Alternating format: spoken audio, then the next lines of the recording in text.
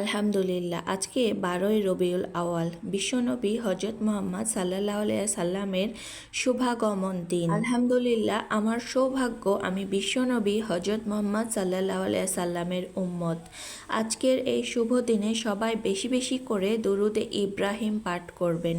পবিত্র এই দিনে মহানবী হজরত মুহাম্মদ সাল্লাল্লাহু আলাইহি সাল্লামের আদর্শে অনুপ্রাণিত হোক আমাদের সবার জীবন, আলোকিত হোক সবার পথ চলা। হজরত মুহাম্মদ সাল্লাল্লাহু আলাইহি সাল্লামের উম্মত হিসেবে একবার শুকরিয়া আদায় করি। আলহামদুলিল্লাহ, বেশি বেশি করে নবীর প্রতি দরুদ পাঠ করুন।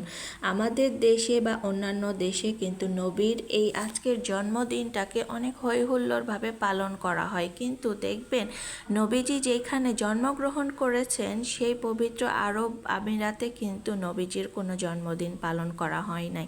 নবীজি সারা জীবনেও কিন্তু কোনোদিন তার জন্মদিন পালন করেন নাই।